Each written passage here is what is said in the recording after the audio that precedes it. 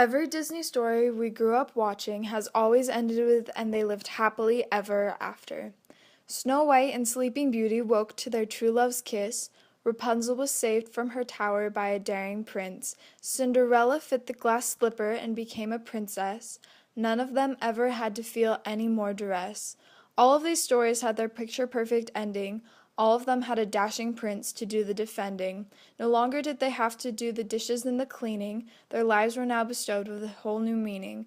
Their dirty rags and aching backs were replaced with beautiful gowns and downy beds. No longer were they living in fear, threats echoing in their heads. All of them were perfectly content, no need for revenge. They never again were expected to face a challenge. Disney artfully crafted all of these stories so that they could then be added to his long list of glories. But did anyone stop and wonder where these ideas came from? Some of the original tales may leave you rather numb. Was Disney in the right to bend these stories to his will, or should they have been left to continue on their paths at their own will? But happily ever after is not what it seems. These original fairy tale stories end with someone's crushed dreams. Rapunzel escaped into the wilderness where she gave birth to twins. Her prince jumped off the tower when he thought she was gone. He was blinded by the fall, never again to see the dawn.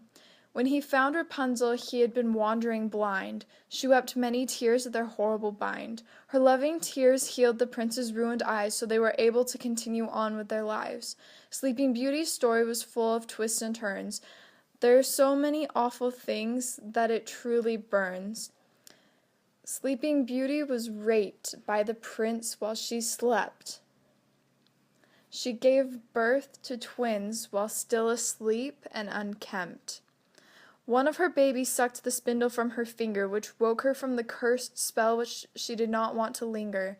Eventually she married the prince. I really hope she was not easy to convince. Cinderella's sisters cut off their heels and toes. The birds showed the prince the blood to make sure that he knows. Snow White truly was not woken by true love's kiss. She woke in the glass coffin where the prince was taking her body, which would have been a near miss. A jolt dislodged the apple in her throat, which allowed her to breathe and not to choke. She and the prince invited her evil mother to their wedding day, where she had to dance in red-hot shoes and stay. Eventually the evil queen dropped dead, and that was this story's happy end. So you see that Disney stories are filled with hidden lies. Does the truth of these tales not open your eyes? Although these stories may seem ever so grim, they were not written on a simple whim. All of these stories were told to children to teach them a lesson. The ghastly stories were told in blood-chilling description. Because what little child would listen to these stories and want to be naughty, since the terrifying tales are enough to make anyone dotty? So, why then did we change all of these endings? Is it maybe because our society is bending? No longer can we handle these dark fairy tales. If we saw them, we would probably weep and wail. Our lives are already too dark and dismal, they would say, so clever Disney decided to make the fairy tales happy but extremely fake. Everyone in these stories has a happy ending to take, but is this really best for our world? What if it's a mistake?